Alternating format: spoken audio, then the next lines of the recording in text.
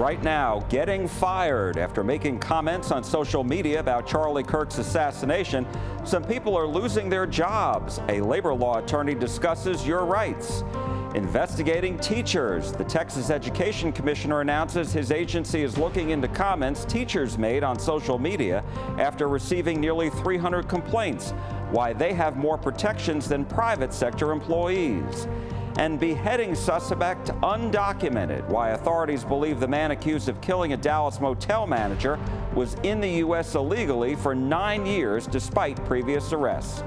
Good morning, I'm Jack Fink. Get your fix for Texas politics. Eye on Politics starts now.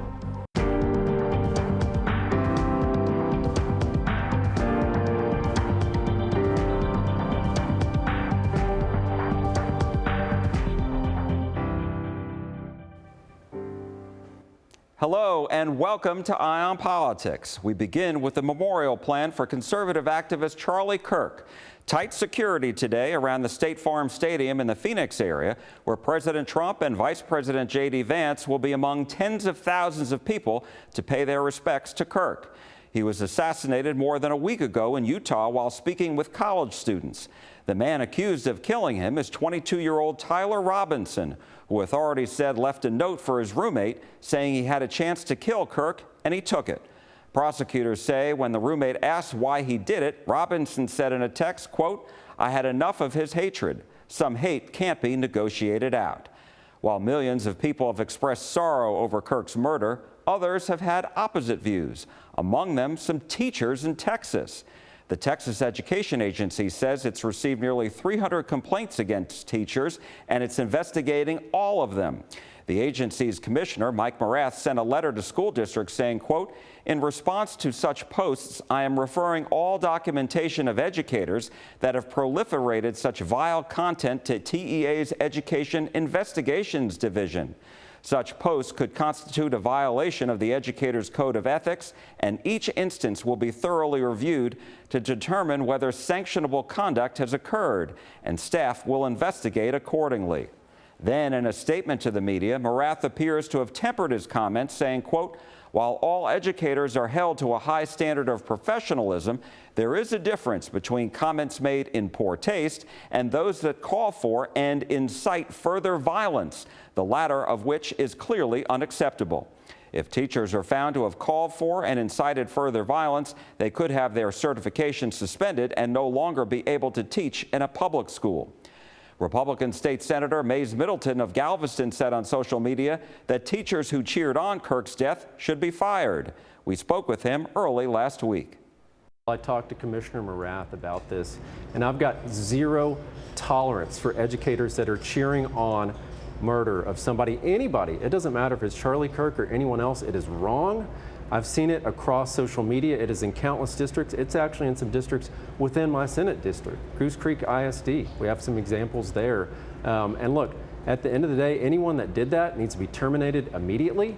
They need to have their certification rejected, where they're not allowed to teach again, because frankly, they have forfeited their right to educate our children or be part of education in any way of the next generation. And we need to be harsh in the accountability for this and make sure that we've got zero tolerance for those that are cheering on this assassination and this murder, and just some of the sick things that are said, if somehow he deserved it or he had it coming. It's things that turn your stomach, and anyone that would ever say that has no right to be around our children, much less in our K-12 schools. Now, Commissioner Morath has clarified what this investigation is. He said that there's a difference between something that's distasteful versus something where you're inciting violence, and he made that distinction. So is that really what these investigations are going to come down to? Well, look, there's been up to 200 complaints so far. I'm glad to see that this reporting system is working. I've talked to many constituents and many voters around the state, encouraged them to report this behavior through the TEA, and we're seeing that happen. That's how it's supposed to work. That's how due process is supposed to work. But again, if there's reason to believe, and we can show that any educator in this state, whether they're in the classroom or not, whether they're an administrator or work for a university or work for a K-12 ISD, it doesn't matter where they are in the education system. They need to be held firmly accountable and fired immediately. It's wrong, and we got to make sure that we send this strong message to this next generation as well, that we will not put up with this. This is not okay. And this is a lesson we need to teach to our children as well. Thou shalt not kill. That's in the 10 Commandments that we're going to put in the classroom in every Texas school here, starting in September, actually, is when that law went into effect. And I mean, these are basic biblical truths that we need to teach that next generation, basic moral truths. And those that are preaching the opposite of this culture of death, and somehow murder is justified just because you're conservative, or murder is justified just because you disagree with someone's political beliefs, it is wrong, and we've got to end this now. What do you say to those who say, look, freedom of speech? Well, you're free to say that someone should be killed because of their political beliefs, but we're free to fire you because of that. But Democratic State Representative Lauren Ashley Simmons of Houston criticized Morath's letter to school districts in an interview with us. I felt like it was an inappropriate use of his authority in this matter. Anytime a tragedy like this takes place where there's going to be, just a highly sensitive and polarized response that falls along a political spectrum, I think it would be really his job and in his best interest to do his best to turn the temperature down. And you know what, Jack, I have to, also offer, I'm a former union representative. I used to do this for a living. I represented teachers, and sometimes there would be instances where teachers would, make comments on Facebook, and they weren't necessarily violent. They weren't incendiary. They may be crass or inappropriate. And, we would have to make the case and say, look, this person is using their First Amendment rights that they're entitled to. They don't, that does not cut off because they're an employee of a school district. And, we would have to just be very honest about, like, yes, we can say that and admit that this is inappropriate. This may be uncomfortable, but it doesn't warrant a heavy-handed response. And I do believe that in this instance, that's just kind of where my line of thinking was when we, decided to draft that letter. And I stand by that decision to do that. And one thing that we saw, the TEA commissioner in a statement to the news media on this week said there is a difference between comments made in poor taste and those that call for and incite further violence, the latter of which is clearly unacceptable. So what do you make of all this? And see, I can respect him trying to clarify, and maybe he should have led with that because, of course, we don't want teachers in classrooms who are inciting violence. But again, there is a difference between language that we find crass or inappropriate in the expression of opinions that may not align with his political beliefs. It's still up to the individual school districts to make the decision on whether to fire a teacher. But you are saying that if there is a determination that a teacher was inciting further violence, that they should be fired. I believe that, due process should take place. And I do believe that it is the teacher has the right to defend themselves, and that language should be addressed. I do think that the school board or whatever process is in place by the school board should allow for that due process to take place. And ultimately, the decision that needs to be made should be made. After Kirk's assassination, many reports surfaced about companies firing their employees after making what they believe were inappropriate comments. And ABC suspended late-night host Jimmy Kimmel's show indefinitely after his remarks about Kirk's murder and President Trump's response to it attracted a lot of criticism, including from FCC Commissioner Brendan Carr. Two broadcasting companies that own about 60 TV stations affiliated with ABC said they told the network they would not carry the show. While the FCC did not take any action against ABC or broadcasters in this case, some people believe Carr's comment is an example of a First Amendment issue and government interference. Others believe it is just a business decision by the network. We spoke about Kimmel's suspension, employees being fired, and Texas teachers being investigated with Dallas labor law attorney Rogge Dunn. A lot of people don't know it, but as an employee, you don't have any First Amendment speech rights. The only exception to that is if you speak out about terms and working conditions at your employer. But First Amendment does not protect individual employees that are employed by private employers. And we also saw this when there were people who made comments in social media accounts that were anti-Black Lives Matters, and those companies fired some of those employees, and they had no free speech ability to sue over it. Before you said this is of private employers, but when you work for a government, federal, state, or even local or school district, municipal, it's different. Is that right? That's right. So the First Amendment prevents the government, and the government only, from abridging your free speech rights. So no matter what governmental entity, whether it's the Department of Justice, whether it's a local school district, you do have free speech protections. The Texas Education Agency, as you and I are talking, tells me that they are investigating 281 complaints filed by the public against teachers' comments that they've seen post on social media that they thought was inappropriate in reaction to Charlie Kirk's assassination. So what do you make of that? Well, I make of it, it depends on what they said, okay? There's a couple of nuances for free speech protections for teachers, for example. Number one is if they make the statement in their official capacity. If they're teaching a class and they make the statement, it probably is not going to be protected speech. If they make it as a personal expression of their own personal views, it's going to be protected unless it is extremely vulgar or it's inciting violence or riots. It's the proverbial, you can't yell fire in a crowded movie theater. You couldn't yell fire in a classroom when there's no fire.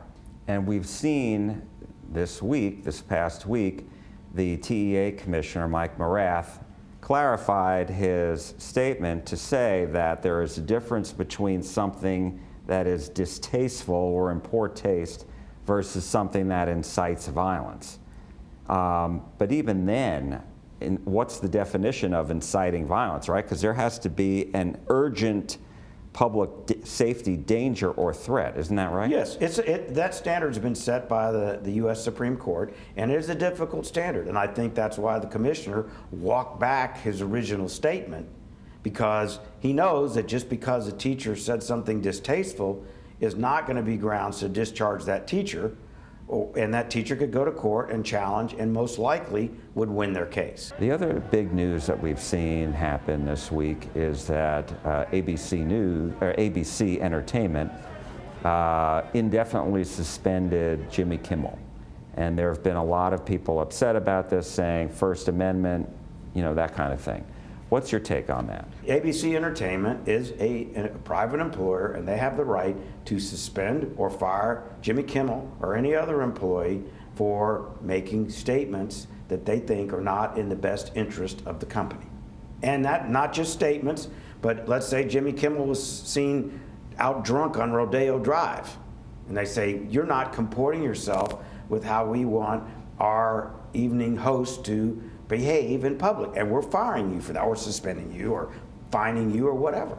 Even though the FCC commissioner who holds licenses, which holds a license, administers the licenses from the companies that own television stations, was very critical of Jimmy Kimmel's comments. And so people are pointing to that as saying, that could be a threat right there, First Amendment, et cetera. What do you make of that? Well, I think that would be tough because you've got some hurdles to jump, but I suppose you could fashion an argument. The FCC said this is not something we want said, and ABC somehow thought they had to do it or did it because the FCC made that statement. But I don't think ABC's ever going to admit that. ABC's going to say we made a business decision, and that's it. The flip side, of course, is if ABC had said, no, we're not firing Jimmy Kimmel, and FCC had somehow said, we're taking him off the air, then Jimmy Kimmel and ABC would have First Amendment rights against the FCC, and I think they would have won that case. Coming up, the Federal Reserve lowers interest rates, but is this just the beginning? And next, why authorities believe the suspect accused of beheading a Dallas motel manager was still in the U.S. illegally for 9 years. When Eye on Politics comes right back. Welcome back to Eye on Politics. Now to an update of the suspect accused of beheading a Dallas motel manager. Records show he was in the U.S. illegally for 9 years. ICE said Yordanis Cobos Martinez was allowed for 1 year on April 2, 2016, but he never returned to his native Cuba. As I-Team reporter Brian New discovered, the suspect stood accused of crimes in 3 states, including Texas, since he arrived in the country. The suspect has a machete. Before allegedly committing a brutal act of violence in Dallas, court records show 37-year-old Yordanis Cobos Martinez, a Cuban immigrant, had already built a criminal arrest record across 3 states.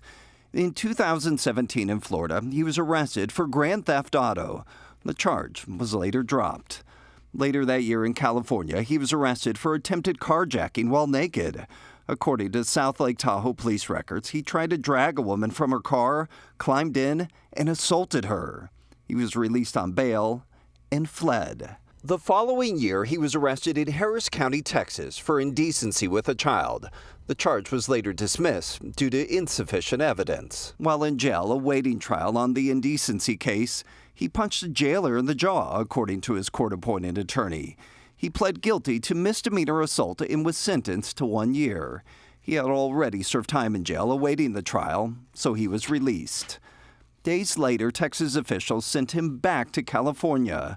A jury acquitted him of carjacking from the 2017 case, but convicted him of false imprisonment. He was placed on probation in August 2023, but once again fled, according to county prosecutors. Martinez was eventually picked up by police last year in Texas. This time, he was taken into ICE custody and held at the Blue Bonnet Detention Center, 150 miles west of Fort Worth. According to Homeland Security officials, he had a final order for removal to Cuba. But on January 13, 2025, he was released under supervision because Cuba refused to accept him due to his criminal record.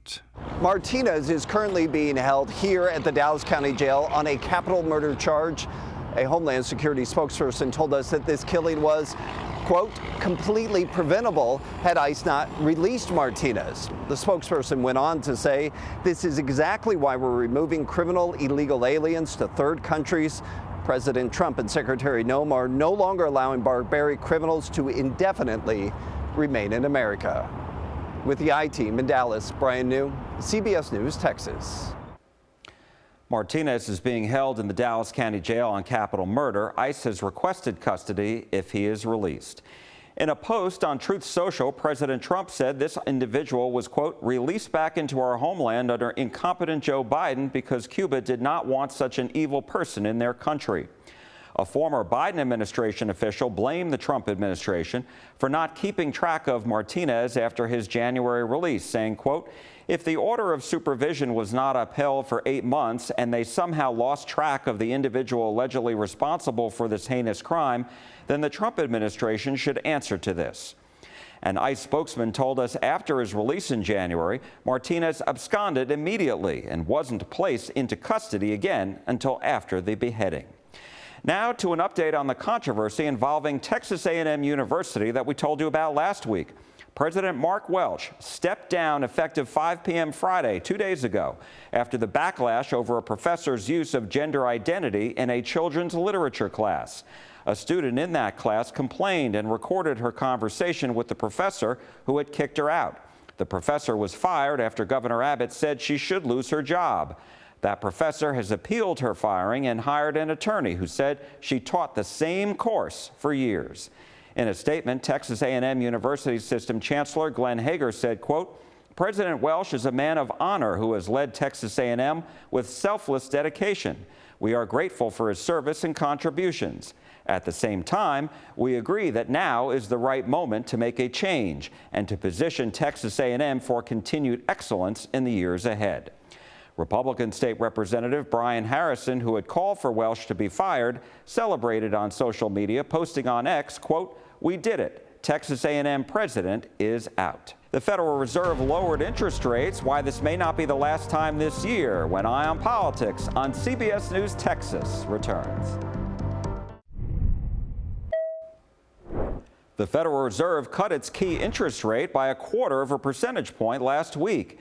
In this week's brief, Sarah Jenkins explains more cuts could be announced. Working to balance a softening labor market and creeping inflation, the Federal Reserve issued its first rate cut since last December. That reduction means it's slightly cheaper to borrow money, bringing down rates for credit card interest and car loans. Federal Chair Jerome Powell says the central bank is still watching how tariffs may drive up prices. He expects inflation to tick up to 3% by the end of the year. The long-awaited rate cut follows continued warning signs about hiring. Powell predicts unemployment to hit 4.5%. He projects more rate cuts at the 2 remaining Federal Reserve meetings this year, likely a quarter point each, depending on economic data. For The Brief, I'm Sarah Jenkins. And remember, you can watch all our full interviews from this week's show on our CBS Texas YouTube page. And when you're there, don't forget to hit the subscribe button. And that's all for Eye on Politics this week. Thank you so much for watching. I'm Jack Fink. I am listening, and we are listening to you at CBS News Texas. From all of us here, have a great Sunday.